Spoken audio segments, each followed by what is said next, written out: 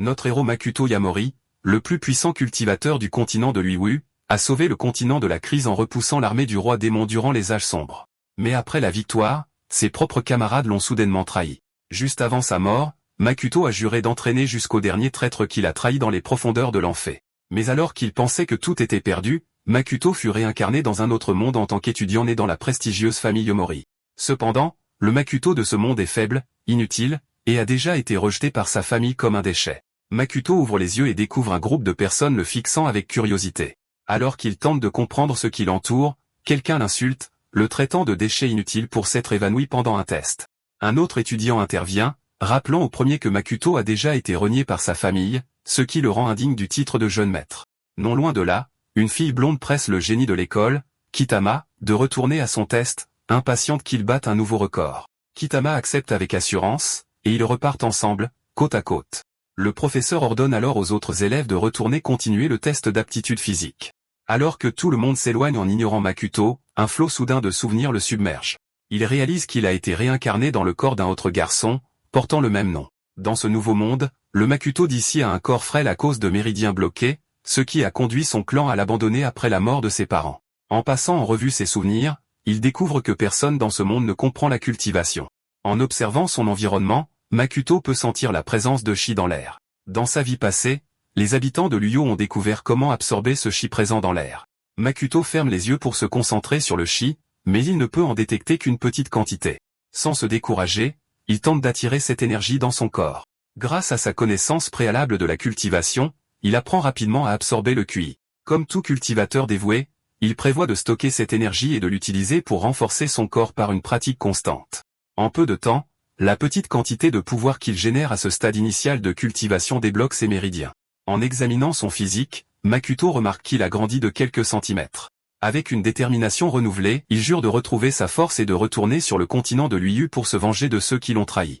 Mais pour l'instant, les plans de vengeance de Makuto doivent attendre, car il n'est qu'au premier stade de la cultivation, et il lui faudra du temps avant de redevenir le plus fort du continent. Pour vérifier les changements de son corps et déterminer sa force actuelle, Makuto décide de participer au test physique de l'école. Il retourne rapidement sur le terrain pour informer les professeurs de sa décision. Les élèves commencent immédiatement à se moquer de lui pour avoir essayé d'interrompre le tour de Kitama.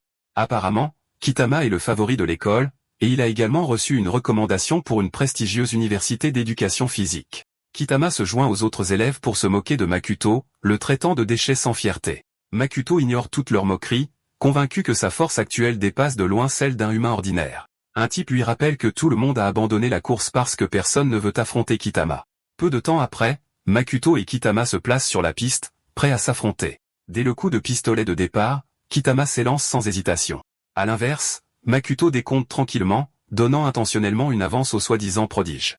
Les autres élèves éclatent de rire, ridiculisant une fois de plus Makuto en le traitant de déchet inutile. Après 3 secondes, Makuto s'élance enfin, choquant les spectateurs. En quelques secondes, il dépasse Kitama à une vitesse incroyable, tel l'éclair. En gros, lorsque les cultivateurs sont apparus sur le continent de l'Uiwu, leur capacité, tant physique que mentale, dépassait de loin celle des humains ordinaires. Alors que Makuto approche de la ligne d'arrivée, à la stupéfaction générale, il ne la franchit pas immédiatement. Au lieu de cela, il recommence à décompter, permettant à son rival de le rattraper. Il accorde à Kitama 3 secondes supplémentaires avant de finalement franchir la ligne. Le professeur vérifie le chronomètre, révélant que Makuto a réalisé un record d'environ 9 secondes. Kitama termine également la course, mais il n'arrive pas à croire qu'il a perdu contre le fameux déchet de l'école. Bien qu'il n'ait pas encore atteint son plein potentiel, Makuto est satisfait de sa force actuelle. Avec ce nouveau départ, il s'engage à atteindre les sommets et à prouver à tous ceux qui l'ont sous-estimé qu'il avait tort. De retour sur le continent de l'Uiwu, Makuto était considéré comme le plus fort. Et en environ 50 ans d'entraînement, il avait surpassé de nombreux experts. Il a atteint le 7e stade de cultivation à 65 ans, devenant le cultivateur le plus puissant du continent. Maintenant coincé dans cette nouvelle enveloppe inutile, Makuto prévoit d'utiliser des médicaments spéciaux pour accélérer sa cultivation. Il vérifie leur prix pour découvrir qu'ils coûtent une fortune, et que le propriétaire originel de son nouveau corps est un perdant fauché. Makuto veut fabriquer et vendre des talismans, mais il n'a même pas assez d'argent pour les matériaux de basse qualité. Ne voulant pas abandonner ses plans de vengeance, il jure de trouver un moyen de gagner de l'argent. Alors que Makuto cherche encore un moyen de gagner de l'argent, Kitama, le capitaine du club d'athlétisme, et ses sbires le coincent dans les toilettes. Dans l'équipe de harceleurs, il y a aussi Haru, le capitaine du club de boxe. Kitama informe Makuto qu'en raison de son coup d'éclat sur la piste plus tôt, il doit leur donner les frais de protection requis en avance. Grâce à ses souvenirs, Makuto se rappelle qu'il extorquait toujours de l'argent au propriétaire originel. Pas plus tard que la semaine dernière, Kitama, Haru, Ota et Akira l'avaient coincé pour lui prendre de l'argent sous prétexte de frais de protection. Remarquant l'expression troublante de Makuto, Kitama se sent mal à l'aise et demande à Haru de s'en charger. Haru, confiant en ses capacités, pense qu'il peut facilement abattre quelqu'un d'aussi insignifiant que Makuto d'un seul coup. Il lance le premier coup de poing, mais à leur grande surprise, Makuto l'esquive sans effort. Le précédent Makuto aurait simplement enduré l'attaque, mais c'est un jeu d'enfant pour le nouveau Makuto amélioré. Après avoir esquivé le coup de Haru, il lui assène un puissant coup de poing qui refait le portrait de Haru. Ensuite, Makuto se tourne vers Akira, le projetant d'un coup de pied comme un déchet. Ota et Kitama sont sous le choc, incapables de croire que c'est le même Makuto sans caractère dont ils se moquaient autrefois. Makuto leur jette un coup d'œil et leur demande nonchalamment s'ils sont maintenant terrifiés. Au lieu de battre en retraite, Ota et Kitama se précipitent pour l'attaquer. Cependant, il attrape facilement leurs poignets, arrêtant leur attaque en plein vol. Avec une telle facilité, il leur broie les poignets, les laissant hurler de douleur. Makuto ignore leurs cris, savourant visiblement leur misère. Incapable de supporter la douleur plus longtemps, Ota et Kitama le supplient frénétiquement d'arrêter. Makuto les relâche alors, les jetant sans effort dans un coin comme de vulgaires déchets. À présent, Kitama est terrifié et tremble au point de supplier Makuto d'avoir pitié d'eux. Makuto accepte, mais alors qu'il s'apprête à partir, Haru fonce soudainement sur lui. Cette fois, Makuto lui pulvérise les os restants du visage d'un seul coup de poing. Il prévient Haru qu'il n'aura pas autant de chance la prochaine fois qu'il essaiera. En voyant la scène se dérouler, Kitama et les autres manquent de fer dans leurs pantalons face à la vision écrasante de Makuto. Makuto leur ordonne de rendre tout ce qu'ils lui ont pris, les laissant perplexes. Quand il répète férocement sa demande, Kitama crie de peur, promettant de tout rendre.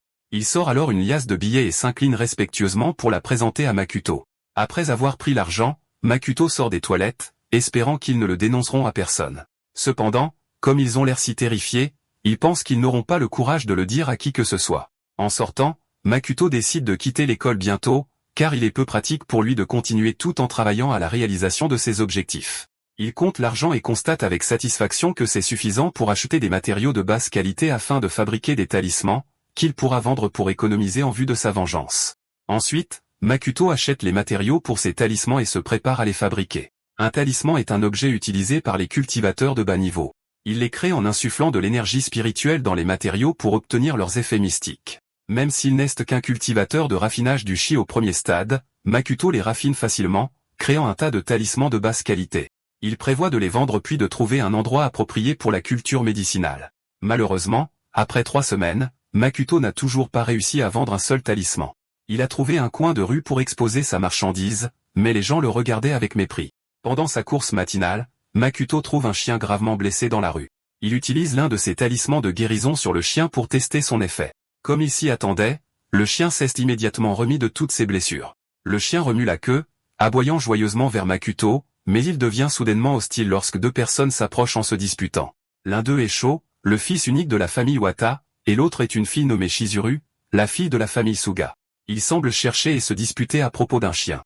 Ils avaient vu le chien impliqué dans un accident plus tôt, mais Sho se fichait qu'il meure. Shizuru, quant à elle, voulait qu'il le trouve et l'emmène à un hôpital. Bientôt, elle cesse de se disputer en voyant le chien dans les bras de Makuto, en pleine forme. Shizuru se précipite, se demandant comment le chien peut avoir l'air en bonne santé alors qu'il était couvert de sang quelques instants auparavant. En regardant son sac, Makuto réalise qu'il se dirige peut-être vers l'hôpital pour rendre visite à quelqu'un. Il profite de la situation pour lui montrer le talisman qu'il a utilisé sur le chien. Makuto essaie de vanter sa marchandise, mais Sho lui aboie dessus avec colère, le traitant d'escroc. Shizuru ignore les divagations de Sho et se tourne vers Makuto, demandant si le talisman peut aider quelqu'un dans un état végétatif. En réponse, Makuto présente un talisman de purification spirituelle conçu pour la réparation et la régénération. Il lui assure qu'il est efficace pour les patients dans de telles conditions. Sho a du mal à y croire et essaie de convaincre Shizuru de ne pas l'acheter, mais elle l'ignore à nouveau. Makuto lui montre alors comment utiliser le talisman, expliquant qu'elle doit simplement le tenir près du patient pour qu'il fasse effet. Il mentionne que les grands talismans coûtent 400 000 yens, tandis que les plus petits sont à 200 000. À la surprise générale, Shizuru propose de payer 1 million de yens pour tous les talismans. Furieux, Sho se jette sur Makuto en exigeant qu'il parte. Cependant, avant qu'il ne puisse frapper, Makuto saisit le poignet de Sho et le tord douloureusement, l'avertissant de reculer et de cesser de se mêler de ses affaires. Malgré les efforts de Sho, il ne peut échapper à l'emprise de Makuto. Après un moment, Makuto le jette de côté sans effort et retourne à sa transaction avec Chizuru. Une fois la transaction conclue, il explique le but de chaque talisman, disant que le jaune offre une protection tandis que le rouge est un talisman de boule de feu. Avant de partir, Makuto exprime son espoir qu'elle n'ait jamais à utiliser les talismans rouges et jaunes. Chizuru le remercie joyeusement, lui demandant son nom. En s'éloignant, Makuto lui dit son nom avant de partir avec le chien à ses côtés. Sho, remis de sa correction, reprend ses plaintes sur le fait que Chizuru est tombé dans le panneau d'une arnaque absurde. Bien qu'elle ait confiance en ses paroles, Chizuru continue de s'accrocher au mince espoir que cela puisse aider sa mère à reprendre conscience. Pendant ce temps, Makuto revient, satisfait d'avoir réussi à vendre tous ses talismans. Avec l'argent gagné, il peut maintenant trouver un endroit convenable où vivre. Mais d'abord, il a l'intention de chercher des herbes médicinales à des fins de cultivation. Soudain, il est distrait lorsque le chien se met à aboyer après une maison voisine. Makuto lève les yeux et découvre que la résidence est entièrement enveloppée d'énergie spirituelle. En inspectant de plus près le jardin, il y aperçoit de l'herbe au cœur d'argent. Pendant ce temps, Sho est à l'hôpital pour soigner les blessures à son poignet. Pendant que l'infirmière soigne ses blessures, Sho continue de pester avec colère, jurant de détruire Makuto la prochaine fois. Dans le même hôpital, dans la chambre de sa mère, Chizuru se fait réprimander par son père, Kenji, le conseiller municipal de Konkei, pour avoir embarrassé la famille en tombant dans le panneau d'une arnaque. Son éclat de voix attire bientôt les chuchotements moqueurs des infirmières. Elle se moque de Chizuru pour avoir gaspillé de l'argent en achetant de faux talismans. Chizuru les ignore, disant à son père qu'elle est prête à tout essayer pour guérir sa mère. Cela ne fait qu'enrager Kenji qui lui aboie dessus, la traitant d'idiote de croire à une chose aussi absurde. L'éclat de Kenji met Chizuru en colère, et elle crie sur son père pour ne même pas rendre visite à sa mère. Elle lui reproche d'avoir tardé à l'emmener à l'hôpital, ce qui l'a plongé dans le coma. Kenji, incapable de répondre, est complètement décontenancé par ses paroles. Chizuru continue, affirmant que son père passera à la femme suivante lorsque sa mère mourra. Maintenant, Kenji est furieux et manque de la gifler, mais il s'arrête à mi-chemin. Il se tourne pour partir, exprimant sa déception face à son insolence. Avant de partir, il l'informe qu'une infirmière viendra débrancher sa mère de l'assistance respiratoire. Chizuru proteste contre cette décision et, saisissant la main de sa mère, y presse le talisman. Soudain, une lumière vive jaillit du talisman, et à son grand choc, sa mère lui caresse les cheveux en l'appelant par son nom. La scène attire également l'attention de Kenji au moment où il s'apprête à sortir. La mère de Chizuru, Yoko, regarde sa fille en remarquant comme elle a maigri. Kenji se précipite alors hors de la chambre pour appeler un médecin. Une fois dehors, il crie de toutes ses forces, joyeusement, informant tout le monde que sa femme s'est réveillée. Le médecin et l'infirmière, choqués, se précipitent à l'intérieur pour faire quelques tests sur Yoko. Après les tests, le médecin les informe que Yoko devrait reprendre sa vie quotidienne en moins de 2 ans. Chizuru leur montre le talisman, expliquant qu'il a guéri sa mère, mais le médecin refuse de la croire. Sho est également arrivé pour assister à l'agitation et trouve toute cette histoire incroyable. Le médecin ordonne à l'infirmière de contacter le professeur Prime Suzuki pour des tests supplémentaires. Toujours incrédule, Sho commence à entrevoir la possibilité qu'il se soit complètement trompé sur Makuto. Ignorant tous les sceptiques dans la pièce, Chizuru et sa mère s'étreignent joyeusement. En regardant les talismans restants, Chizuru se promet de remercier Makuto si jamais elle le revoit. Pendant ce temps, Makuto a réussi à emménager dans la maison enveloppée d'énergie spirituelle. Il regarde autour de lui, satisfait de ses progrès vers son retour sur le continent de l'Uwayu pour détruire tous ceux qui l'ont trahi. Avec une détermination renouvelée, Makuto jure de ne jamais pardonner aux traîtres. Makuto est convaincu que le jour de sa vengeance ne pourra arriver plus tôt que lorsqu'il aura atteint le 11e stade du raffinage du QI. Pour atteindre ce stade, il doit acquérir une source spirituelle et des matériaux spirituels pour l'aider à obtenir le titre de cultivateur le plus puissant. Plus tard dans la nuit, Makuto réfléchit à la manière d'augmenter sa cultivation.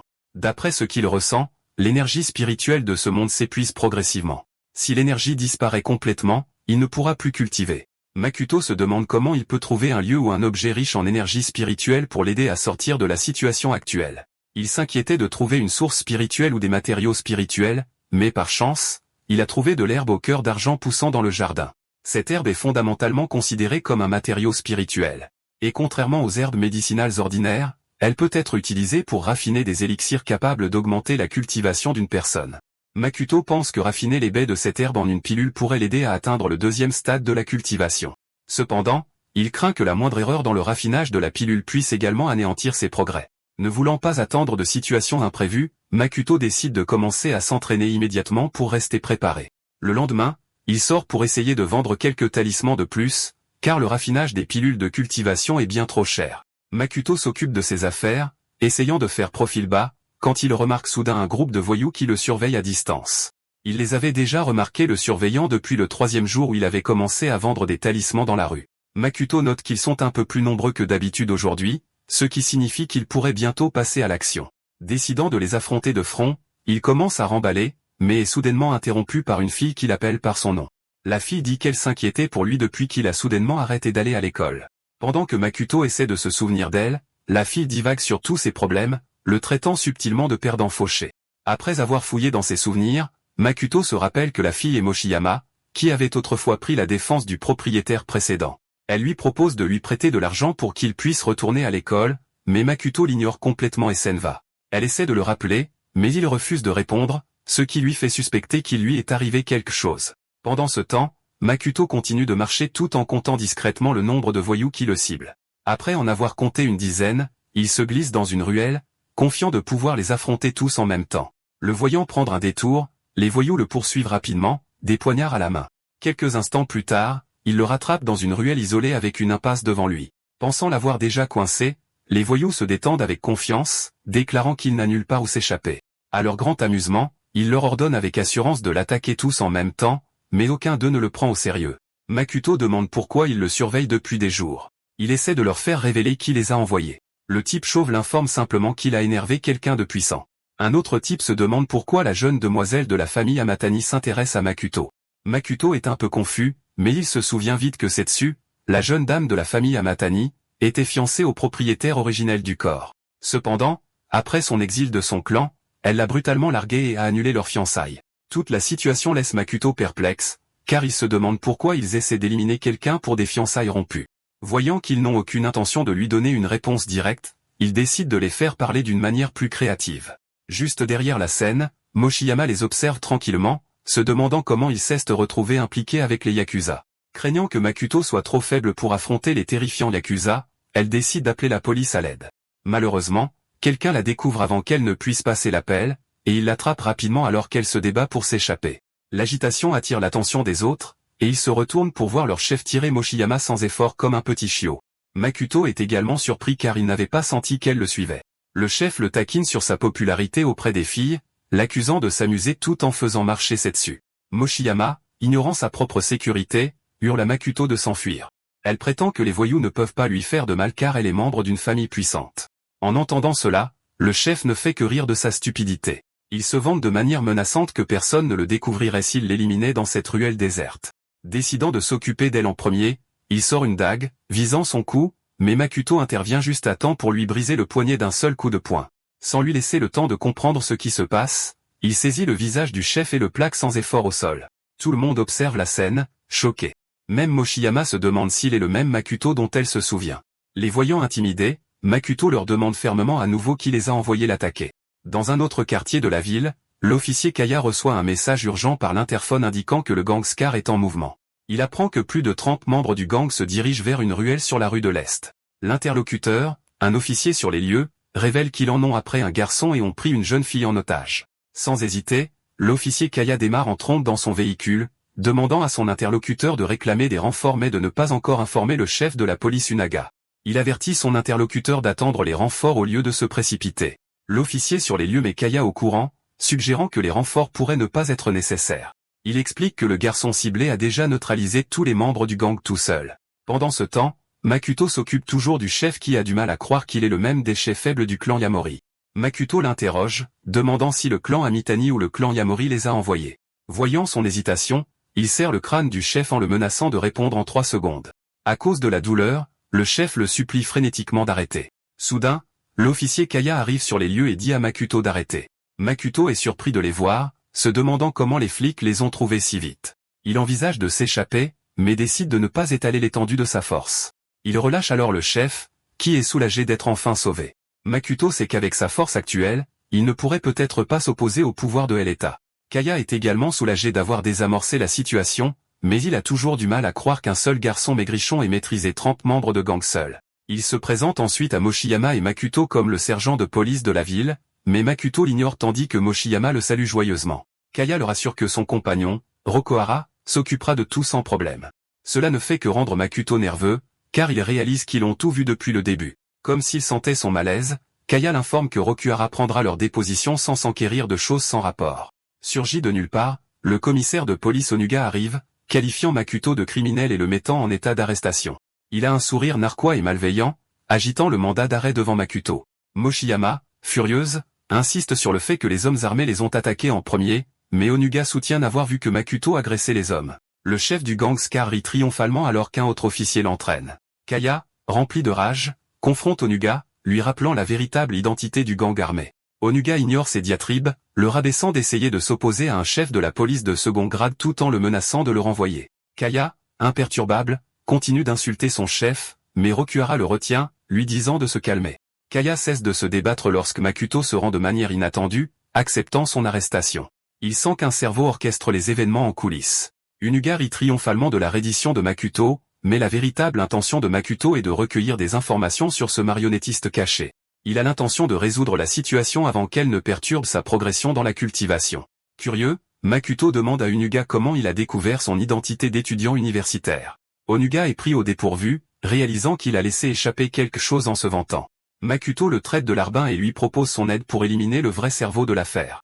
Onuga feint l'innocence, prétendant ne rien savoir d'un quelconque cerveau. Alors qu'il se tourne pour partir, Makuto révèle un bouton, laissant Onuga sous le choc, se demandant quand Makuto a eu le temps de l'arracher. Alors qu'un autre officier lui passe les menottes, Makuto prévient nonchalamment Onuga que la prochaine fois, il prendra plus qu'un bouton. Onuga considère cela comme un manque de respect et jure de saines souvenirs. De retour dans la cellule de prison, un officier attire l'attention d'un prisonnier à l'intérieur, l'informant que la cible arrivera bientôt. Il informe le prisonnier à l'air féroce que son travail est d'éliminer la cible. Quelques instants plus tard, Makuto est escorté dans la même cellule. À l'expression sur les visages des deux gardes, il sent qu'il prévoit de le lyncher, mais Makuto n'est pas inquiet. Il remarque bientôt le prisonnier engagé pour le travail, l'observant silencieusement depuis un coin. Pendant un instant, Makuto se demande si cet étranger est aussi le cerveau derrière le coup monté. Avant qu'il puisse réfléchir davantage, le prisonnier se lève lentement et commence à divaguer sur la justice et le destin, débitant des sornettes moralisatrices. Il se présente comme étant Funaki et admet ouvertement avoir été payé pour éliminer Makuto. Prenant visiblement plaisir à la situation, Funaki dit à Makuto de ne pas résister et d'accepter sa fin en silence. Makuto s'avance, imperturbable, et demande calmement qui l'a engagé. Depuis son entrée dans la cellule, il avait senti quelque chose d'inhabituel, et c'était le prisonnier qui dégageait une aura appelée Reiatsu. Sans hésiter, Funaki attaque Makuto, se préparant à l'envoyer dans l'au-delà. À son grand étonnement, Makuto disparaît dans les airs juste au moment où le coup l'atteint. L'instant d'après, Makuto réapparaît à côté de lui et le plaque au sol d'un seul coup de paume. Il déclare avec assurance que le plus faible ici, c'est Funaki. Refusant d'abandonner, Funaki lui saisit les talons et le projette en l'air, mais cela ne blesse en rien Makuto. Le voyant atterrir sans effort, Funaki réalise enfin qu'il a peut-être sous-estimé son adversaire, mais cela ne l'empêche pas de se vanter. Ignorant sa grande gueule, Makuto fond sur lui rapidement, l'abattant d'un seul coup de poing. Funaki est choqué par la puissance écrasante du coup de poing. Sans le laisser reprendre ses esprits, Makuto plonge d'Eno pour porter le coup de grâce. Funaki essaie de bloquer l'attaque, mais le coup de pied de Makuto est tout simplement trop puissant. N'ayant toujours pas appris sa leçon, Funaki charge à nouveau furieusement vers lui. Malheureusement pour lui, Makuto esquive l'attaque sans effort et lui enfonce un puissant coup de poing dans l'abdomen, le détruisant complètement. Cette fois, Funaki semble avoir réalisé l'énorme fossé entre leurs forces alors qu'il se recroqueville dans un coin, se demandant ce qui vient de se passer. N'ayant pas l'intention de le laisser partir, Makuto le domine avec une aura lourde et terrifiante. Il écrase immédiatement la tête de Funaki contre le sol, exigeant le nom du marionnettiste. Makuto exige également de savoir d'où il a obtenu le Reiatsu. Pendant ce temps, Unaga est dans son bureau, toujours secoué par son échange avec Makuto. Il tonne au téléphone, exigeant de savoir quel genre de monstres ils lui ont envoyé. L'interlocuteur, nommé Hashimoto, lui assure que Makuto n'est qu'un faible déchet abandonné par le clan Yamori. Unaga est un peu soulagé d'entendre cela et espère qu'ils pourront l'éliminer sans drame. Hashimoto lui assure avec confiance qu'il a envoyé des émeutiers sortis de Ryu pour s'occuper de lui. Il promet en outre de recommander Unaga au seigneur Emma pour une promotion au poste de chef de la police du district. Unaga accepte et rappelle à Hashimoto de ne pas oublier cette promesse. Dans la cellule, Funaki reste bouche cousue, refusant de révéler le moindre secret malgré les coups violents qu'il a subis.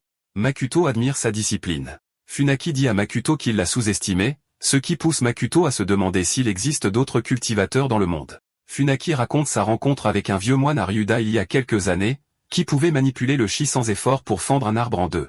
Le moine lui a offert une bouteille d'eau divine, lui ordonnant de la diluer avant de l'utiliser.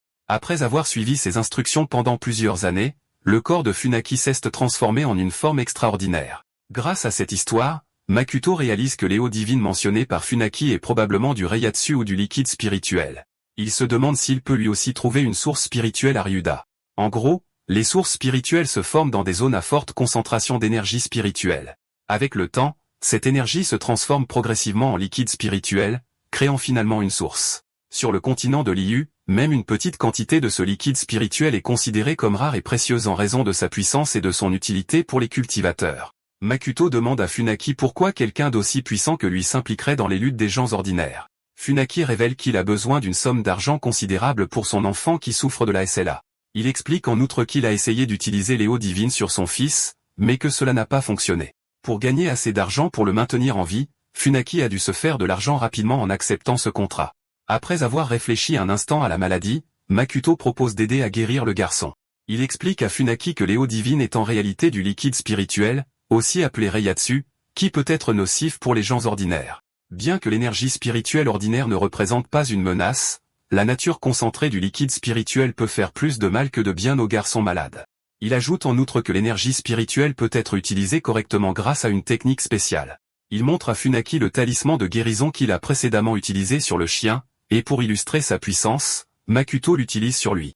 À l'étonnement de Funaki, le talisman guérit instantanément toutes ses blessures. Tenant le talisman triomphalement, Makuto donne un ultimatum à Funaki, soit révéler l'identité de son employeur, soit mourir. Sans hésitation, Funaki révèle qu'il a été engagé par quelqu'un nommé Hashimoto. Ailleurs, Hashimoto, le propriétaire du club Kozan, vient de terminer un appel avec Unaga.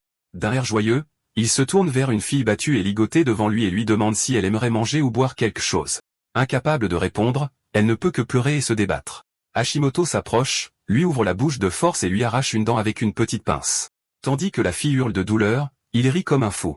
Leur séance de torture est interrompue lorsqu'un majordome entre pour l'informer que le seigneur Emma souhaite un point sur la situation de Makuto. Satisfait de son petit jouet, Hashimoto dit nonchalamment au majordome que quelqu'un s'occupe déjà du problème. Il prévoit de se rendre au poste de police pour vérifier les progrès, car il considère déjà Makuto comme un homme mort. Il ordonne ensuite au majordome de rassurer le seigneur Emma, de lui dire de rester calme et d'attendre ses bonnes nouvelles. De retour à la prison, Makuto et Funaki semblent avoir conclu une trêve. En remerciement pour le talisman de guérison, Funaki offre à Makuto un pendentif contenant du liquide spirituel concentré. Cela excite Makuto, car même une petite quantité saupoudrée sur de l'herbe d'argent produira instantanément des fruits. Une fois qu'il aura transformé ces fruits en pilules bon marché, il pourra rapidement les utiliser pour passer au deuxième niveau de cultivation. Il exprime ses remerciements à Funaki, qui le prévient que Hashimoto continuera de le traquer. Funaki l'avertit que quiconque tombe dans le piège de Hashimoto s'en sort rarement indemne. Imperturbable face à cet avertissement, Makuto proclame avec confiance qu'il s'occupera de Hashimoto. Pendant ce temps, Chizuru arrive à l'université de Nea pour trouver Makuto. Elle avait vu sa photo et découvert qu'il était le fameux déchet rejeté du clan Yamori, alors elle l'a suivi jusqu'à son école. Chizuru n'arrive toujours pas à croire que Makuto est un étudiant de première année dans son école. Elle se dirige rapidement vers le bureau du président pour en savoir plus sur lui. Le président de l'université de Nei se trouve être Jin, l'oncle de Mochiyama. À l'intérieur de son bureau, Mochiyama est engagé dans une discussion animée avec le président Jin. Elle veut qu'il l'aide à sauver Makuto, mais Jin n'a aucune intention de se laisser entraîner dans un tel merdier. Mochiyama, cependant, refuse de reculer car elle se reproche l'arrestation de Makuto et son implication avec des flics corrompus. Elle peine à se faire entendre pendant que Kumono, un instructeur de l'université, essaie de la retenir. Elle assure à Mochiyama que Makuto sera bientôt libéré. Juste à ce moment-là, ils se retournent tous pour voir Chizuru arriver sur les lieux. Elle leur demande immédiatement s'ils parlent de Makuto. De retour au poste de police, Kaya fait un scandale dans le bureau d'Eonaga à propos de ses pratiques corrompues. Ils poursuivent Scar et son gang depuis des années sans aucun progrès, mais maintenant Unaga les laisse simplement s'échapper librement. Unaga informe nonchalamment Kaya qu'accuser un supérieur sans preuve est un crime. Kaya, refusant de reculer, déclare avec colère que le chef prépare quelque chose de suspect en coulisses. Malheureusement, il n'a aucune preuve pour étayer ses affirmations bidons. Alors que les deux hommes se préparent à un duel de regards, Mochiyama et Chizuru font irruption dans le bureau, suivis de Rokohara qui tente de les arrêter. Mochiyama pointe avec colère le chef, disant à Chizuru que c'est lui qui a faussement accusé Makuto. Unaga étudie discrètement Chizuru, s'interrogeant sur son identité. D'après les informations qu'il a reçues, Makuto n'a aucun soutien significatif de famille puissante. Se rassurant en se disant que Makuto n'est qu'un déchet, il les informe avec assurance qu'ils ne peuvent pas libérer un criminel soupçonné de vol et d'agression. Kaya proteste avec colère contre les accusations, exigeant de savoir quand tout cela s'est produit. Oniga l'informe que cela concerne une enquête secrète, et qu'il ne peut donc rien leur révéler. Mochiyama déclare avec colère qu'enfermer Makuto tout en libérant des membres de Yakuza est de la pure corruption. Unaga, imperturbable face à ces menaces, l'avertit de partir ou d'être arrêté pour obstruction à la justice. Alors qu'il s'apprête à passer un appel, Chizuru s'assoit tranquillement et, croisant la jambe comme une patronne, elle le met au défi de bouger. Unaga ordonne alors à ses subordonnés de les jeter dans une cellule de détention. Il annonce qu'ils sont détenus car soupçonnés d'être les complices de Makuto. Il va jusqu'à suspendre Kaya pour avoir hébergé des criminels. Kaya, comme d'habitude, aboie pour protester tandis que Chizuru reste calme. Entendant Chizuru qualifier les accusations d'allégations bidons, Unaga rit avec satisfaction et décide alors d'alourdir sa peine pour outrage à un agent de l'État. Chizuru demande simplement s'il reçoit des faveurs spéciales de quelqu'un pour avoir arrêté Makuto. Voyant son plan sur le point d'être exposé, il bafouille, essayant de cacher son malaise face aux questions. Chizuru demande alors si la situation de Makuto peut être résolue avec un peu d'argent. Unaga s'est de nouveau détendu, lui disant que Makuto s'est retrouvé dans cette situation pour avoir énervé des gens puissants. Il ajoute en outre que Chizuru et Mochiyama connaîtront le même sort. Unaga invente sans vergogne un scénario assez convaincant sur la façon dont il peut simplement les éliminer, y compris Kaya. Il se vante de pouvoir rejeter la mort de Kaya sur les filles, puis leur propre mort sur la neutralisation de 2 criminels qui ont agressé et éliminé un policier. Après avoir entendu un scénario aussi convaincant, Kaya et Mochiyama sont visiblement secoués, mais Chizuru reste imperturbable. À leur grande surprise, Chizuru demande à un certain directeur Oji, qui était déjà en communication avec elle, s'il a tout entendu ce que le chef corrompu a dit. Le directeur Oji confirme qu'il a tout entendu, laissant Unaga extrêmement terrifié. Chizuru se rassoit avec assurance, lui demandant s'il a besoin qu'elle se présente à nouveau. De l'autre bout du fil, le directeur Oji énumère les chefs d'accusation contre Unaga et mentionne même qu'il a menacé le membre de la famille d'un conseiller. Pour toutes ces atrocités, Unaga est immédiatement suspendu en attendant d'être interrogé sur son crime. Le directeur Oji les informe également qu'il arrivera bientôt au bureau pour les rejoindre. Après avoir tout encaissé, Unaga s'effondre sur sa chaise, toujours secoué et se demandant quelle famille de conseillers il a offensé. Pour répondre à ces questions, Chizuru révèle alors qu'elle est la jeune demoiselle de la famille Suga de la ville de Noé. C'est à ce moment précis que Unaga réalise qu'il a gravement merdé. Pendant ce temps, de retour dans sa cellule, Makuto est encore sous le choc de son nouveau cadeau de Funaki. La quantité de liquide spirituel stocké à l'intérieur est assez faible, il en déduit donc qu'il ne peut être utilisé qu'une seule fois. Ses sens s'éveillent alors qu'il sent quelqu'un approcher, et Makuto se retourne, surpris de voir Chizuru et Mochiyama se tenir là. À ce stade, Hashimoto a appris que tous ses plans ont été déjoués. Dans un accès de rage, il commence à briser des objets chez lui, frustré qu'un homme de main soit proche de la mort tandis que l'autre se dirige vers la prison. Après avoir détruit quelques vases, il réfléchit à son prochain coup, réalisant que l'échec de la mission de la famille Ayema pourrait mettre sa propre vie en danger. Refusant de reculer, il décide d'envoyer son garde du corps, qu'il croit être la meilleure personne pour le travail. Il ordonne au garde du corps de ramener Makuto vivant, jurant d'éliminer ce déchet de ses propres mains. Makuto est maintenant de retour chez lui, et comme d'habitude, il est fauché après avoir acheté quelques matériaux pour le raffinage de pilules. Il raffine immédiatement la pilule et la met dans sa bouche sans perdre de temps. Après avoir pris la pilule, il peut sentir son effet incroyable presque immédiatement alors qu'il flotte dans les airs, entouré d'une lumière dorée. Bien que la pilule soit impure, Makuto est satisfait de l'effet, ce qui est quelque chose de spécial pour un endroit avec peu d'énergie spirituelle. Finalement, il perce jusqu'à la 2e étape du raffinage du chi, comme il l'avait tant désiré. Il pratique son pas de l'ombre des nuages, qu'il n'a pas utilisé depuis sa réincarnation, et la vitesse étonne même le chien. Makuto est satisfait des résultats, déclarant avec confiance qu'une balle n'est rien comparé à sa vitesse. Ensuite, il réfléchit à la façon d'obtenir sa prochaine réserve de liquide spirituel, puisqu'il a déjà utilisé celle que Funaki lui a offerte. Il envisage d'aller à Ryuta pour tenter sa chance, mais s'y rendre par la route normale est considéré comme dangereux. Par conséquent, Makuto décide de s'appuyer sur le contact local qu'il a reçu de Funaki. Cependant, son problème majeur est l'argent, car les procédures d'entrée lui coûteront à elles seules environ 2 millions de yens. Juste à ce moment, une publicité télévisée pour un produit de beauté attire l'attention de Makuto. Dans un monde où les femmes sont obsédées par l'idée de paraître jeunes, il voit une opportunité de capitaliser sur cette tendance. Il prend un paquet sur la table, impatient d'utiliser son contenu lors d'une fête à venir. À peine 5 heures plus tôt, après avoir été libéré de prison, il avait déjeuné avec Chizuru. Assis en face d'elle, il avait toujours du mal à croire qu'elle était la fille d'un conseiller. Après un bref silence, elle lui a demandé de lui rendre un service en assistant à une fête au bâtiment Sugao pour célébrer le rétablissement de sa mère. Ce bâtiment abrite le plus grand marché de cosmétiques de la ville, et Chizuru en est la propriétaire. C'est la fête à laquelle Makuto est impatient d'assister. Le lendemain soir, il arrive à la somptueuse fête au dernier étage du bâtiment Sugao, tenant la boîte. À l'intérieur se trouve la pilule Juyan, un élixir qu'il a raffiné. Bien qu'il ne puisse pas créer de pilules spirituelles à son niveau, fabriquer des élixirs comme celui-ci est tout à fait dans ses cordes. La pilule Juyan est un remède abordable et populaire parmi les cultivatrices du continent Luyu. Makuto prévoit d'en vendre quelques-unes à des femmes riches lors de la fête pour gagner 2 millions. En balayant la foule du regard, il repère Chizuru et sa famille, et il se prépare à attirer ses clientes cibles. Chizuru fait face à sa tante et son oncle, Eno et Shiro Oshizu, qui la pressent de se marier bientôt. Alors qu'elle n'a que la trentaine, ils la qualifient de vieille fille et l'avertissent qu'elle pourrait finir comme la vieille fille de la famille, Masami. Shiro insulte même Masami, la traitant de poids mort. Masami tente de se défendre mais peine à trouver les mots justes, ce qui ne fait que rendre Shiro plus acharné. Yoko, maintenant frustrée, dit à Shiro d'arrêter, tandis que Chizuru lui rappelle que Masami l'a élevé ainsi que beaucoup d'autres après le décès de leur grand-mère. Imperturbable, Shiro exhorte Yoko à convaincre Chizuru de se caser rapidement. Yoko, se remettant encore d'un long coma, tousse, ce qui incite Chizuru à prendre de ses nouvelles.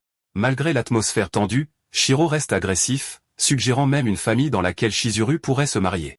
Il l'avertit que si elle ne se case pas, elle risque de devenir une marchandise défectueuse. Masami essaie de donner son avis, mais Shiro la coupe, ajoutant qu'aucun produit cosmétique ne peut lui rendre sa jeunesse.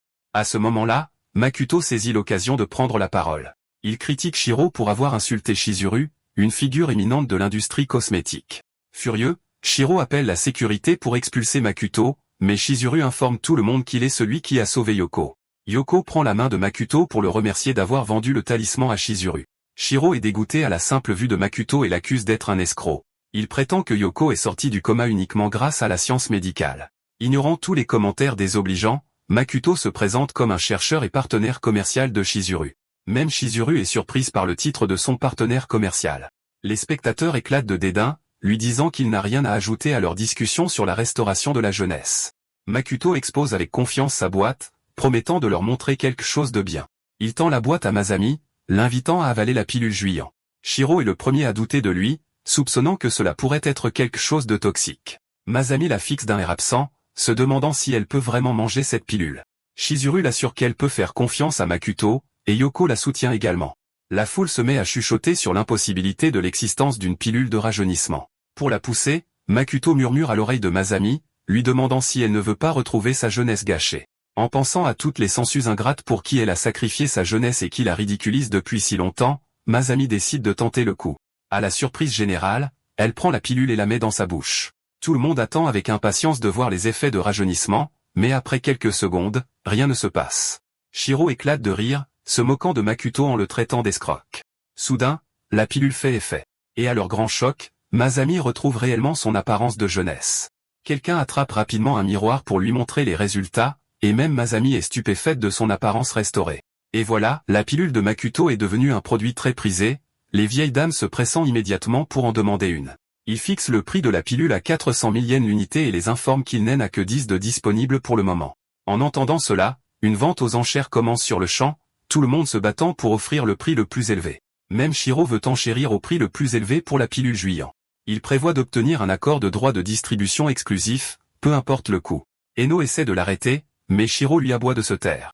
Il pense que Makuto peut subir un lavage de cerveau assez longtemps pour qu'il marie Chizuru à la famille Osho. Shiro prévoit littéralement de la vendre sous le couvert d'un mariage pour recevoir une somme substantielle des Osho. À ce moment-là, un gros type du groupe Kuzan approche Makuto avec une offre de 4 millions de yens pour les droits de distribution exclusifs de la pilule Juyan. Un autre représentant d'entreprise contre-offre rapidement avec une enchère de 20 millions. Shiro intervient alors avec confiance, exhortant tout le monde à se calmer. Il demande une conversation privée avec Makuto et présente une offre de 30 millions ainsi qu'une proposition de partage des bénéfices. Il explique qu'il obtient 70% des bénéfices tandis que Makuto en obtient 30, affirmant que c'est une bonne affaire car ils utiliseront l'influence de la famille Oshizu. En entendant cela, Chizuru qualifie sa famille de poubelle sans relation à offrir, ce qui met Shiro en fureur. Shiro lui rappelle qu'elle est leur parente du côté de sa mère. Chizuru lui rappelle qu'il a perdu ce droit lorsqu'il a perdu plus de 100 millions en utilisant l'entreprise laissée par sa grand-mère comme garantie. Shiro essaie de nier les accusations, mais elle sort des preuves en menaçant de les lire à haute voix. Masami et Yoko, qui n'étaient au courant de rien, sont également choqués d'apprendre qu'il a ruiné l'entreprise de leur mère. Shiro, tremblant de tous ses membres, demande à Chizuru comment elle a trouvé les preuves. Chizuru révèle en outre que Shiro n'est venu à la fête que pour demander de l'argent à Yoko, tout comme il a saigné sa grand-mère à blanc. Voyant clairement son manège, elle déclare qu'elle ne lui donnera pas un seul centime. Elle a aussi découvert qu'il prévoyait d'escroquer Makuto, car il n'a même pas les 30 millions de yens. Shiro, complètement anéanti, tombe à genoux, implorant son aide. Il demande sans vergogne à Yoko de l'aider à supplier Chizuru. Cependant, Yoko refuse, exprimant clairement sa déception envers lui pour avoir détruit l'héritage de leur mère. Tel un vrai fils à maman, il s'accroche à la jupe de Masami, la suppliant d'intervenir car il est le dernier homme de la famille. Excédé par cette sangsue ingrate, Masami le repousse, refusant de l'aider. Finalement, Shiro est confronté par le groupe même de femmes qu'il a toujours méprisé. Chizuru lui donne un ultimatum. Soit aller en prison, soit lui vendre son entreprise pour un simple yen, le laissant complètement anéanti. Les spectateurs se moquent de lui en disant qu'il mérite ce sort. Chizuru se tourne alors vers Makuto, proposant de le présenter à un professionnel des affaires plus compétent. Elle explique que 40 millions est un prix juste, et qu'il devrait viser à conserver 80% des bénéfices. Elle l'avertit de rester sur ses gardes, car les requins à cette fête profiteront de lui. À sa grande surprise, Makuto décide de tout lui confier. Plus tard dans la soirée, elle le ramène à son appartement et commente à quel point il est agréable. Makuto l'informe que c'est juste une location. Il la remercie pour le trajet, et Chizuru le rassure, l'appelant son ami. Déconcerté par ce terme, Makuto est surpris quand elle le répète et lui tend la main pour sceller leur amitié. Après leur échange, il rentre tranquillement, réfléchissant encore à tout. Il lève les yeux vers la lune, réalisant que cette nouvelle vie n'est peut-être pas si mauvaise après tout. En entrant dans sa maison, Makuto est confronté à la vision choquante de son chien étendu dans une mare de son propre sang. Le poignard est toujours en place, servant de sinistre avertissement, et toute la scène rend Makuto extrêmement en colère. Quelques instants auparavant, un type louche avait appelé Hashimoto pour l'informer que Makuto était rentré chez lui avec une fille. Pour faire goûter le désespoir à Hashimoto, il prévoit de capturer Chizuru. Hashimoto se vante même au téléphone de l'avertissement qu'ils l'ont laissé dans sa maison. Makuto se précipite à l'intérieur pour voir le chien et, heureusement, il respirait encore. Espérant que le talisman de guérison puisse le soigner, il retire le couteau et place le talisman sur le chien. Pendant ce temps, un intrus se cache dans l'ombre juste au-dessus, observant Makuto. Il fonce soudainement vers le bas, se préparant à l'attaquer par derrière. À sa grande surprise, Makuto disparaît rapidement avec son chien et réapparaît derrière, projetant l'intrus au sol d'un seul coup de pied. D'autres assassins apparaissent bientôt sur les lieux, se demandant ce qui vient de se passer. Makuto pousse doucement le chien de côté pour leur faire face seul. Il les regarde avec une telle rage, et sans hésitation, il charge vers lui. Un type leur rappelle de garder Makuto en vie selon l'ordre de leur employeur. Dès qu'ils voient avec quelle facilité Makuto se débarrasse d'un type, les autres s'arrêtent net, horrifiés par ce dont ils viennent d'être témoins. Ignorant le comportement arrogant de Makuto, un autre imbécile se précipite immédiatement, pour se faire arracher le bras comme une saucisse. Refusant de le laisser partir, Makuto lui brise le cou comme on déchire une dinde de Thanksgiving. À ce stade, le reste des gangs est déjà terrifié, alors ils sortent l'artillerie lourde, prévoyant de l'immobiliser en visant ses membres. Cependant, ce que ces nuls ne comprennent pas, c'est que Makuto est déjà plus rapide que les balles. Indifférent à leur piou-piou, ils virevoltent rapidement comme Flash, esquivant les balles. Makuto jure de les éliminer un par un jusqu'à ce qu'il implore sa pitié et révèle qui les a envoyés. Dans un autre lieu, Chizuru se retrouve capturé par le dérangé Hashimoto, qui a l'intention de s'adonner à son passe-temps pervers avec elle. Bien qu'il la reconnaisse comme la fille du célèbre conseiller, Kenji Suga, Hashimoto est impatient de jouer avec elle. Il confirme son identité une fois de plus, savourant le moment. Au moment où Chizuru commence à se débattre, son téléphone sonne. Hashimoto répond, demandant des nouvelles de la situation de Makuto. À sa surprise, la voix de Makuto se fait entendre, révélant que tous les hommes de main de Hashimoto ont été éliminés. Saisissant l'occasion, Hashimoto se vante d'avoir capturé Chizuru, ce qui ne fait qu'enrager davantage Makuto. Makuto avertit Hashimoto de la libérer sous peine de graves conséquences, mais le fou ne fait que se moquer de lui en réponse. Hashimoto donne joyeusement 40 minutes à Makuto pour arriver, menaçant de se diffuser en direct en train de servir Chizuru comme des sushis s'il ne le fait pas. Après lui avoir dit de trouver le remplacement, Hashimoto raccroche brusquement. Enragé, Makuto écrase le téléphone bon marché dans ses mains. Hashimoto continue son passe-temps dérangeant avec Chizuru, prévoyant d'enregistrer une vidéo d'accroche avant l'événement principal. Il retire le ruban adhésif de sa bouche, mais juste au moment où il s'apprête à continuer, on frappe à la porte. Quand il ouvre, ses gardes l'informent qu'une alarme incendie s'est déclenchée dans l'entrepôt. Hashimoto leur ordonne rapidement de désactiver l'alarme défectueuse pour éviter une visite inattendue de la police. Choisissant de gérer la situation lui-même, il dit aux gardes de surveiller la porte pendant qu'il sort pour enquêter sur l'alarme. Quelques instants après son départ, quelqu'un frappe le garde si fort que la porte se brise. Chizuru lève les yeux pour voir si Makuto est venu la sauver. Il y a 1 heure à peine, Funaki est arrivé à l'adresse de Makuto pour livrer une lettre d'introduction à Ryuta, mais il n'a pas pu joindre Makuto par téléphone. Il a vérifié l'adresse 2 fois pour s'assurer qu'il était au bon endroit. À ce moment-là, il a entendu quelqu'un dire à Hashimoto que Makuto était rentré chez lui avec sa petite amie. De la conversation, il a appris que 6 assassins attendaient pour tendre une embuscade à Makuto à l'intérieur de la maison. Il les a aussi vus forcer une Chizuru inconsciente à monter dans un véhicule. Funaki a observé discrètement la scène depuis un coin. Une fois que le véhicule est parti avec Chizuru, il a sauté sur sa moto pour le suivre, prévoyant d'envoyer les coordonnées à Makuto plus tard. En arrivant à un manoir privé, Funaki a finalement réussi à joindre Makuto. Il l'a informé de la capture de Chizuru et de l'emplacement du manoir. Makuto a été surpris et a demandé comment Funaki avait obtenu ces informations. Avant l'appel, il avait interrogé l'un des assassins pour obtenir des réponses, le battant juste assez pour l'amener au seuil de la mort, puis utilisant un talisman de guérison pour le ranimer pour plus de torture. N'ayant pas de temps à perdre, Makuto a demandé à Funaki de l'aider à secourir Chizuru. Après avoir fait sa demande, il a juré de traîner personnellement Hashimoto en enfer. Cette demande a incité Funaki à déclencher l'alarme incendie plus tôt, distrayant Hashimoto de la pièce. Il a attendu que Hashimoto parte avant d'affronter les gardes qui se plaignaient de leur patron de merde. Funaki s'est avancé vers eux comme aquamant, ignorant toutes leurs questions. C'est alors qu'il les avait attaqués, utilisant la force de l'attaque pour défoncer la porte.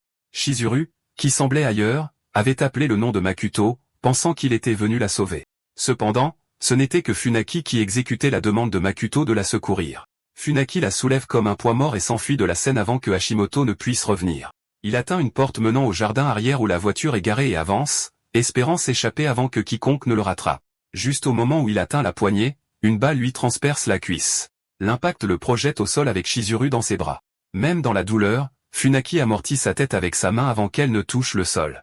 Quelques instants plus tard, Hashimoto entre à grands pas, se vantant bruyamment de son tir parfait. Ses hommes de main sont également d'accord, applaudissant sur commande comme des marionnettes obéissantes. Le cœur de Funaki s'emballe alors qu'il se demande comment ils sont revenus si vite. Masquant sa panique, il salue Hashimoto comme s'il était de vieux amis. Hashimoto, savourant clairement la situation, éclate de rire en attendant avec impatience de s'occuper du traître. Refusant de se rendre sans combattre, Funaki se ressaisit et le défie audacieusement. Pendant ce temps, à l'extérieur du manoir, Makuto arrive pour régler ses comptes avec le fou qui y réside.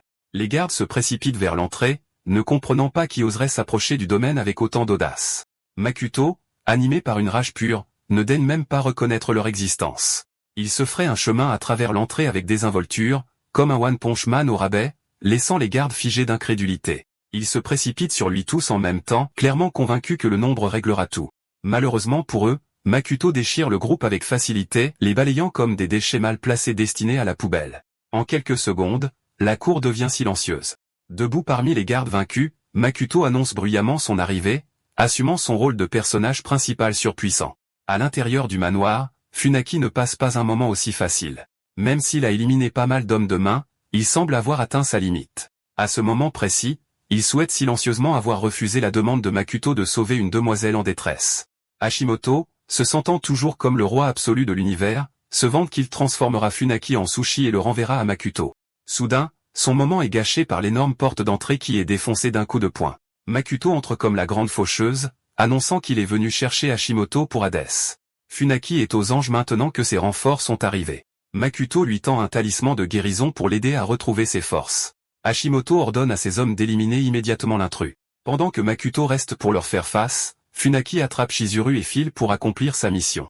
Utilisant le pas de l'ombre des nuages, Makuto traverse facilement la pluie de balles, éliminant rapidement les hommes de main les uns après les autres. Pendant ce temps, Hashimoto regarde avec horreur, se demandant quand le Comic Flash a fait son entrée. Voyant qu'il a peut-être sous-estimé son adversaire, il s'éloigne de la scène sur la pointe des pieds comme une mauviette. S'échappant enfin du chaos, Hashimoto détale comme une petite souris effrayée, se demandant pourquoi tout le monde qualifiait quelqu'un d'aussi puissant que Makuto de déchet faible alors qu'il est clairement un dragon. Il atteint bientôt une porte et essaie d'entrer le mot de passe, mais ses nerfs le lâchent. Soudain, les corps de quelques hommes de main volent dans la pièce, signalant la présence de Makuto. Pour la première fois depuis qu'il est devenu une terreur agaçante, Hashimoto a l'air visiblement terrifié. Il balbutie, suppliant Makuto de se calmer. Il essaie de l'intimider en mentionnant ses soutiens, mais cela ne semble avoir aucun effet. Hashimoto, contrairement à ses hommes de main loyaux, est un lâche stupide. La simple vue de la présence écrasante de Makuto lui fait révéler que le seigneur Emma est son employeur. Makuto ne sait pas qui est ce soi-disant Seigneur Emma, alors il lance un regard féroce à Hashimoto, l'incitant à continuer de parler. Hashimoto révèle alors que le Seigneur Emma est l'héritier de la famille Emma.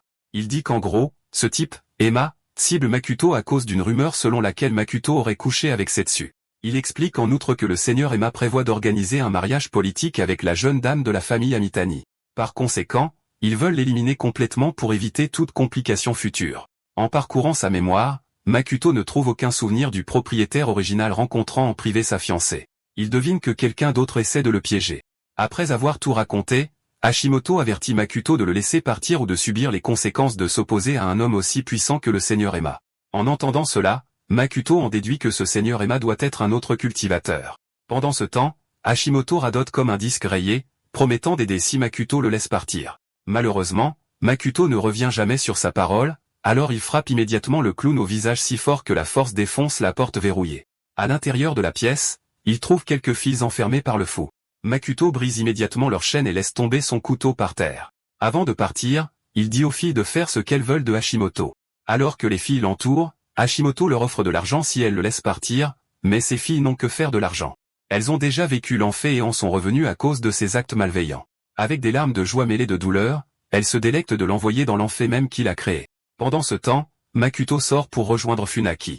Il applique un talisman de guérison sur Chizuru, puis dit à Funaki de partir avant l'arrivée de la police. Il avait appelé la police plus tôt avant de venir au manoir.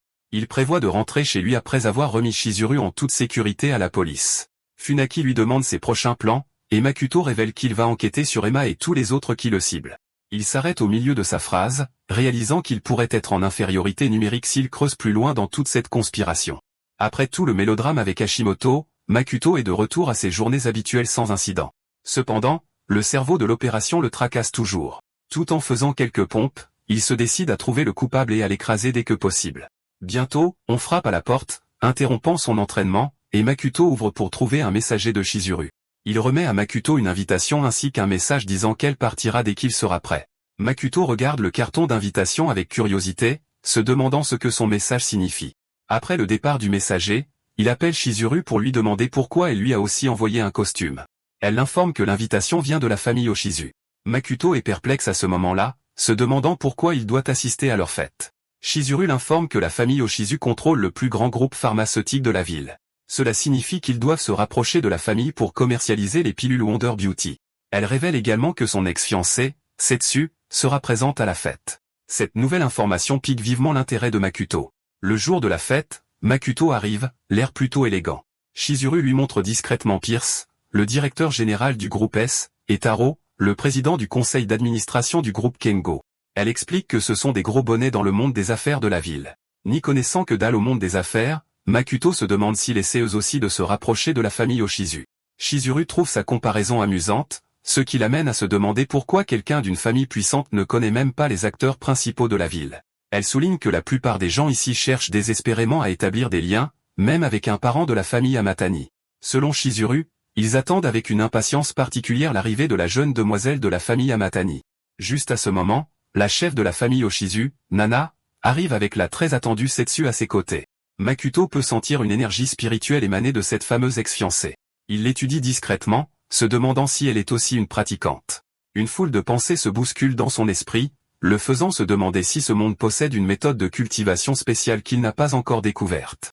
Il remarque que l'énergie spirituelle de Setsu est techniquement exposée, et qu'elle n'essaie même pas de la cacher. Comme elle pourrait connaître Emma, il prévoit de lui poser la question plus tard. Il se tient alors tranquillement à côté de Chizuru pendant qu'elle salue joyeusement Nana, la chef de la famille Oshizu. Nana s'enquiert de la santé de sa mère, exprimant sa joie face à la récente guérison de Yoko. Chizuru la remercie, expliquant que sa mère redevient progressivement elle-même.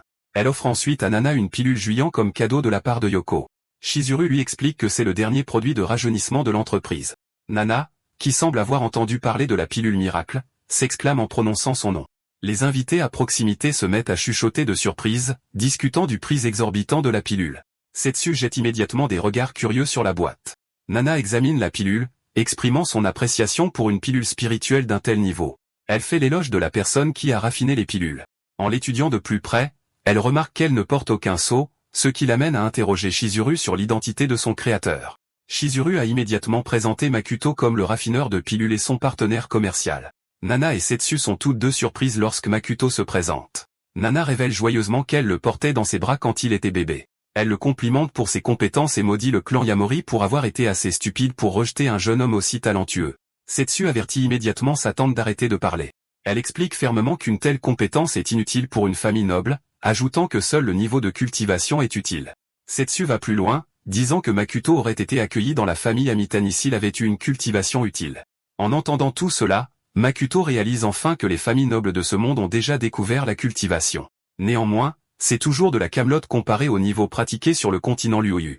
Après qu'elle ait fini son discours, se moquant subtilement de l'inutilité de Makuto, Nana n'est toujours pas convaincue par l'argument de Setsu. Elle croit que Makuto a accompli quelque chose de mémorable en raffinant les pilules Juian.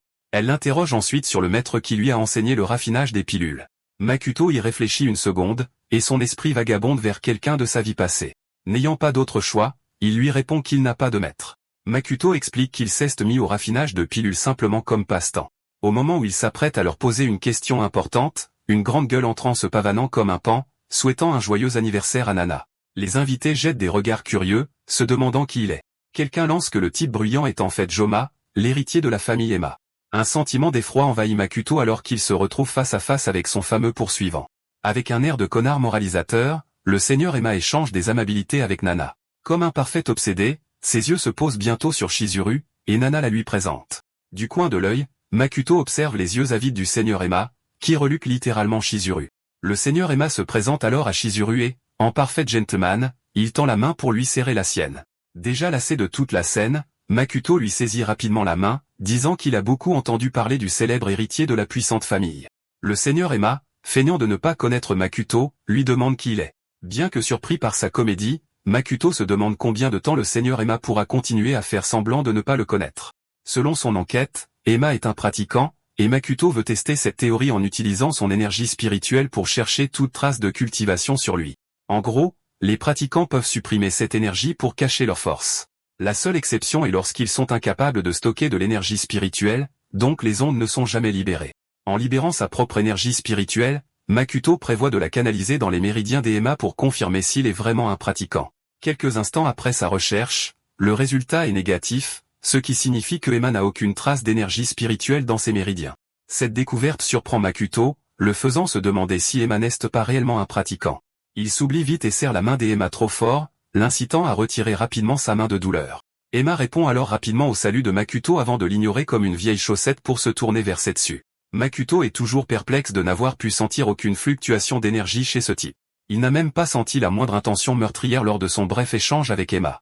Ensuite, tout le monde s'installe pour profiter du dîner. Un majordome annonce bientôt que tout le monde doit se rassembler dans le hall après le repas pour une soirée dansante. Quelques instants plus tard, la soirée dansante commence, mais Makuto n'arrive à se concentrer sur rien. Il n'arrête pas de penser à Hashimoto et se demande s'il a menti sur le fait que Emma soit un pratiquant. Pendant ce temps, Chizuru balaie le hall du regard à la recherche de Makuto tout en évitant d'innombrables invitations à danser. Quelqu'un murmure même au dernier homme qu'elle rejette qu'il est impossible que la fille de la prestigieuse famille Suga danse avec un moins que rien. Il ajoute que Chizuru est très exigeante et que même les familles puissantes peinent à attirer son attention. Alors que le type continue de radoter, son ami pointe en direction de Chizuru, qui supplie littéralement Makuto de lui accorder son attention. La scène de Chizuru l'invitant à danser avec elle laisse tout le monde sous le choc, y compris Setsu. Quelque part dehors, Emma se dirige vers sa voiture, et avant d'entrer, il avertit les gardes que personne n'est autorisé à s'approcher de son véhicule. Près de la voiture, les gardes peuvent entendre des bruits étranges venant de l'intérieur. Les gardes commencent à chuchoter entre eux, se demandant pourquoi il est toujours seul dans la voiture avec l'un de ses gardes du corps. Un autre type ajoute que tous les gardes du corps personnel choisis par Emma finissent par agir étrangement et même par ne plus reconnaître leur propre famille. Leur conversation révèle que le seigneur Emma change de corps tous les quelques jours comme de chemise. De plus, chaque garde du corps remplacé se comporte généralement comme une personne totalement différente. Selon les rumeurs, l'un d'eux aurait même complètement disparu. Pendant ce temps, à l'intérieur du véhicule, le garde du corps gifle Emma, l'insultant pour avoir tenté de tenir la main d'une autre femme devant Setsu. Emma, avec une expression paniquée, s'excuse frénétiquement d'avoir tout gâché. Soudain, une énergie spirituelle commence à émaner d'une bague au doigt du garde du corps. Son visage se déforme de manière anormale, se transformant en le véritable seigneur Emma. Il révèle qu'il n'a gardé le faux double que pour sa légère utilité. Il menace ensuite de liquider le type s'il commet une autre erreur comme aujourd'hui. Quelques instants plus tard, le seigneur Emma sort du véhicule et invite deux gardes à le suivre dans la salle de banquet. L'un des gardes regarde la voiture avec suspicion, se demandant ce qui a bien pu arriver à l'autre personne à l'intérieur. Il note que, tout comme le disent les rumeurs, un garde du corps finit toujours par disparaître. Pendant ce temps, dans la voiture, le faux Emma a été ligoté et bâillonné. Il se débat pour se libérer, mais les cordes sont bien trop solidement nouées. Bientôt, le faux type fond en larmes en voyant qu'il ne peut échapper à son sort. Ensuite, le vrai Emma entre dans la salle de bal, prétendant ne pas venir de faire un truc de malade dans la voiture quelques minutes plus tôt. Il appelle joyeusement Setsu, mais elle est trop absorbée par la jalousie en regardant son ex et sa nouvelle conquête danser ensemble. En fait, toute la salle semble se concentrer sur Makuto et Chizuru. Emma suit son regard pour voir ce qui retient son attention. Des chuchotements éclatent dans la salle alors que les gens spéculent sur l'identité de Makuto. Ils se demandent comment quelqu'un a pu conquérir la fameuse reine des glaces, Chizuru. Chizuru et Makuto semblent dériver dans leur propre monde. La musique atteint son apogée, envoyant complètement le duo au 7e ciel. Hypnotisé par ce moment romantique, Chizuru félicite Makuto d'être un si bon danseur, le laissant sans voix. Elle le complimente davantage pour être en phase avec l'énergie de l'atmosphère de la fête. Chizuru explique que c'est le seul moyen d'attirer l'attention de la famille Oshizu pour leur plan concernant les pilules de rajeunissement. Makuto est heureux de faire tourner les têtes avec ses talents de danseur, car le propriétaire originel avait déjà appris la danse de salon avant d'être expulsé. En combinant cette compétence avec son sens de l'équilibre issu de la cultivation, Makuto est une véritable bête sur la piste de danse. Nana, impressionnée par ce qu'elle vient de voir, demande à Setsu si elle savait que Makuto savait danser. Toujours mauvaise perdante, Setsu se moque simplement de lui en le traitant de roturier inutile malgré ses talents de danseur. Nana la taquine, soulignant qu'elle l'a surprise en train de les regarder avec tant d'attention pendant la performance. Emma se joint également à la conversation, poussant Nana à lui demander s'il ne connaît vraiment pas Makuto. Emma lui assure qu'ils ne se rencontrent que pour la première fois aujourd'hui. Cependant, Nana trouve cette affirmation plutôt suspecte. Elle se demande comment l'héritier d'une famille puissante n'a pas entendu parler de cette rumeur répandue. Emma, essayant de la dérouter, invente une excuse bidon que Nana ignore complètement. Elle réfléchit au talent de Makuto pour le raffinage des pilules. À son ton, il sent qu'elle essaie d'élever Makuto au niveau supérieur. Emma se sent menacée par cela, et il la regarde avec une expression sinistre. Emma maudit Nana à voix basse. Il ne la laisse faire que grâce à Setsu. Il jette ensuite son dévolu sur Makuto, le maudissant également en silence. Pendant ce temps, les deux types bavards de tout à l'heure ont découvert l'identité de Makuto. Ignorant le fait que Setsu peut littéralement les entendre, ils discutent du triangle amoureux entre elles, Emma et Makuto. Le type aux cheveux argentés se moque de Makuto pour avoir jeté la manière la plus simple de monter de niveau. Le blond ajoute que le seul chemin vers la rédemption pour ce déchet des Yamori est de faire le canard pour Setsu. Il spécule également que Makuto doit être à cette fête pour se rapprocher d'elle. Setsu en a marre de tous ces dénigrements et s'excuse pour quitter la table. Nana insiste pour qu'elle reste plus longtemps, mais Setsu prétend avoir besoin de se reposer. Au lieu de partir tranquillement, elle s'arrête soudainement pour affronter Makuto.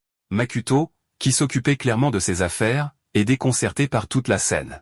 Elle lui aboie dessus comme une furie, l'avertissant de rejeter ses vilaines pensées d'utiliser son influence pour restaurer la famille Yomori. Makuto est encore plus perplexe et la fixe comme si elle était une folle échappée de l'asile. Elle se retourne pour partir, lui disant d'utiliser l'argent du raffinage de pilules pour se concentrer sur sa vie au lieu d'essayer de grimper les échelons grâce à l'influence d'une femme. Makuto lui demande calmement lequel d'entre eux a vraiment besoin de ce conseil.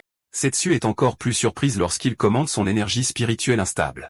Il avait remarqué plus tôt comment elle fuyait en raison d'un mauvais contrôle. Selon Makuto, elle s'est probablement forcée à absorber de l'énergie spirituelle pour accélérer sa cultivation. Il l'avertit que de telles méthodes imprudentes ne font que nuire au corps à long terme. En l'étudiant de près, Makuto déclare sans détour que son corps a déjà atteint ses limites. Le méprisant toujours, Setsu se demande comment un moins que rien comme lui peut analyser correctement sa situation. Makuto révèle alors qu'il peut l'aider à résoudre le problème, mais Setsu refuse de le croire. Cependant, il n'est pas dérangé, car c'est elle qui a tout à perdre si elle choisit de ne pas le croire. Setsu se recroqueville de peur quand il l'avertit qu'elle pourrait manquer de temps. Il se rapproche, proposant de conclure un marché avec elle si elle peut remettre quelque chose à Emma pour lui. Pendant ce temps, Emma, bouillonnant de rage, les observe de loin. Après la fête, Chizuru et Makuto tombent sur Nana, qui montre de l'intérêt pour la pilule Juillan et les invite pour une discussion privée. Ils traversent le jardin ensemble, et Makuto la presse de révéler ses véritables motivations. Nana glousse et lui demande de l'appeler Tata. Makuto refuse car il n'est plus membre de la famille Yomori. En entendant cela, elle remarque que lui et Setsu sont similaires. Nana raconte que Setsu a également perdu ses parents et est devenu une marionnette de la famille Amitani. Son oncle est le marionnettiste, décidant même de son partenaire de mariage. Heureusement, elle a été reconnue par une prestigieuse famille d'arts martiaux. Avec leur soutien, Setsu a eu l'opportunité de devenir une pratiquante légendaire. Nana ajoute que tant que Setsu ne pourra pas transcender le royaume des roturiers, elle restera une marionnette pour sa famille. Tout ce charabia sur les pratiquants est simplement déroutant pour Chizuru. Makuto, d'un autre côté, comprend que l'on ne peut transcender le royaume des roturiers qu'en entrant dans la troisième étape de la cultivation. Dans le monde des pratiquants, l'écart entre la deuxième et la troisième étape est extrêmement énorme.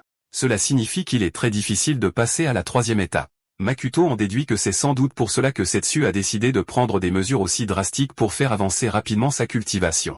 Il se demande pourquoi Nana lui raconte tout ça.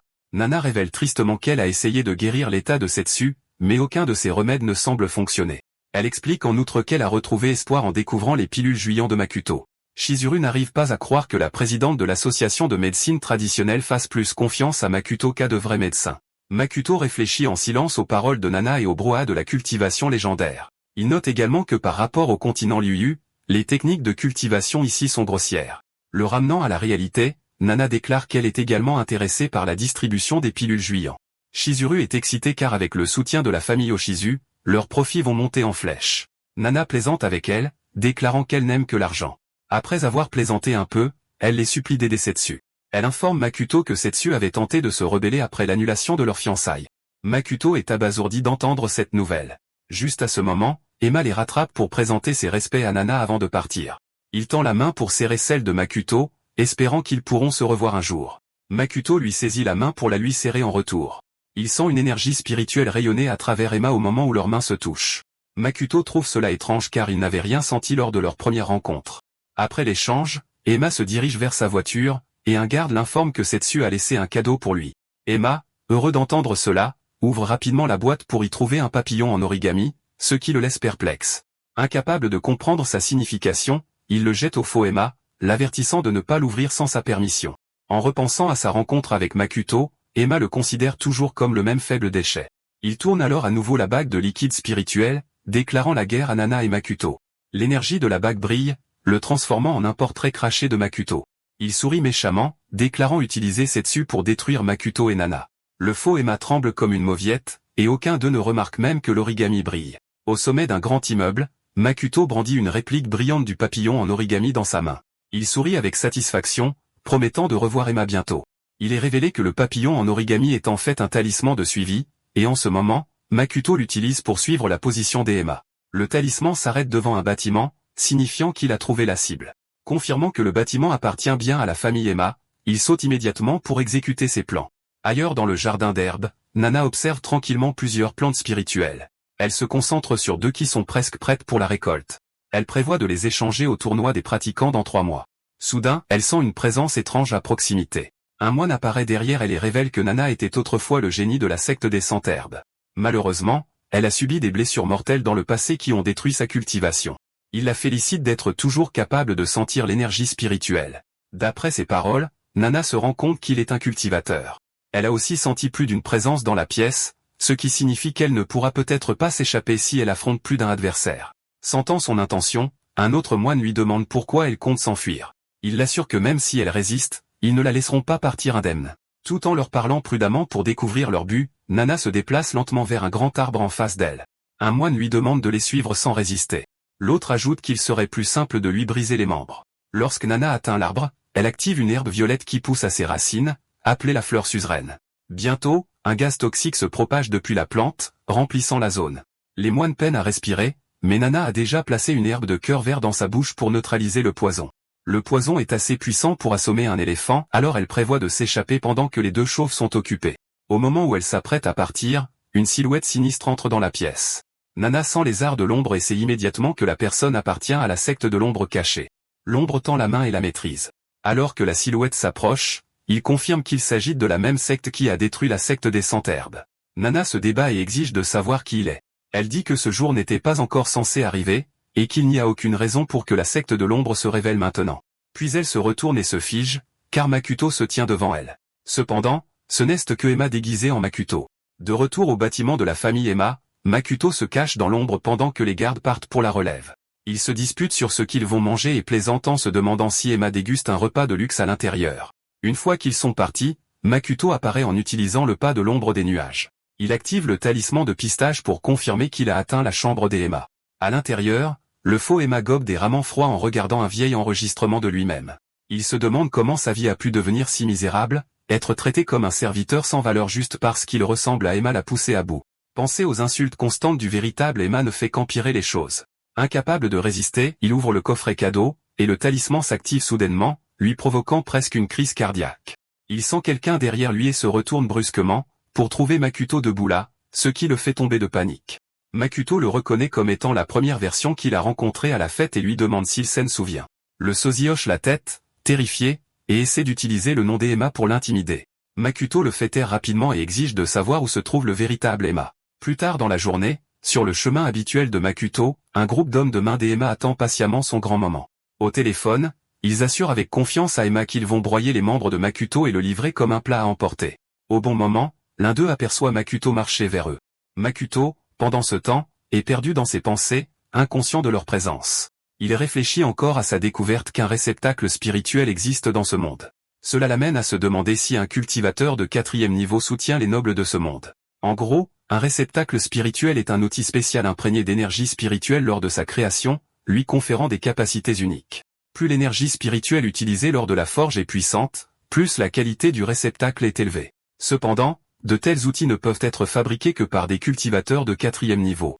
Makuto pense que forger des outils spirituels dans ce monde est impossible en raison de sa faible énergie spirituelle. Cependant, il a maintenant des raisons de croire que la famille Emma pourrait en fait posséder sa propre source spirituelle personnelle.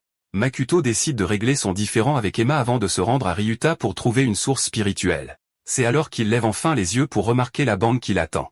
Il l'informe nonchalamment que quelqu'un a payé le prix fort pour le capturer, mais Makuto reste impassible. Il leur lance un regard féroce, mettant instantanément le chef mal à l'aise. Secouant sa peur, le chef ordonne à ses hommes d'attaquer. Il se rue sur Makuto comme une volée de poulets affamés se jetant sur la nourriture. Le chef observe avec confiance, convaincu d'avoir amené des combattants chevronnés. Quelques secondes plus tard, sa confiance s'évapore. Makuto se déplace sans effort, remodelant des visages, offrant des rhinoplasties et faisant des ajustements osseux gratuits. En quelques instants, tout le groupe est à terre. Le chef ne peut que regarder avec horreur Makuto se tourner lentement vers lui en exigeant de savoir qui les a engagés. Le lendemain, Setsu et son équipe travaillent sans relâche chez Nana, essayant de reconstituer ce qui s'est passé.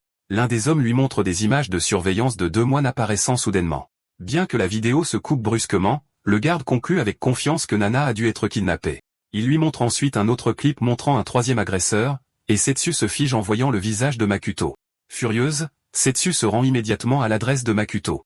Devant l'appartement, un homme couvert de bandages l'arrête et lui demande poliment si elle a un rendez-vous.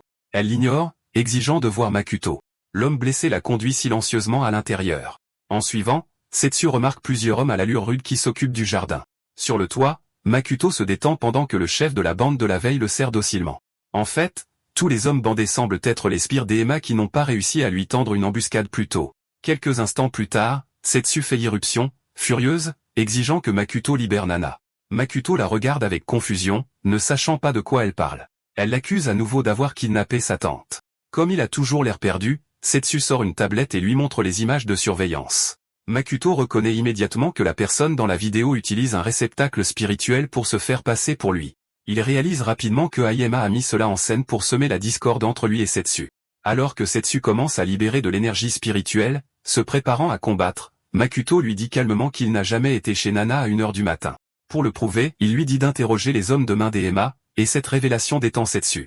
Le chef de la bande lui montre alors son historique de discussion avec Emma, expliquant comment ils ont été engagés pour capturer Makuto. Finalement convaincu, Setsu demande comment il compte expliquer les images. Makuto répond en lui montrant une vidéo qu'il a enregistrée plus tôt du faux Emma.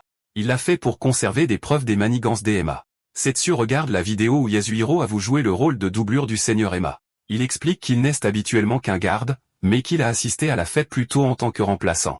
Yasuhiro révèle que le seigneur Emma utilise une bague pour se faire passer pour n'importe qui, une révélation qui choque complètement Setsu. Makuto lui explique alors tout le concept des réceptacles spirituels. Il ajoute que Emma prévoit de la pousser à l'éliminer en le soupçonnant de l'enlèvement de Nana. En entendant cela, Setsu sort en trombe pour le confronter, mais Makuto l'empêche de tout faire exploser. Il l'avertit que Nana pourrait être en danger s'il agisse de manière impulsive. Setsu lui demande comment il compte s'attaquer au problème, car elle n'a pas l'intention de laisser les choses en l'état. Makoto lui fait savoir qu'ils peuvent retourner la situation contre lui en utilisant ses propres stratagèmes.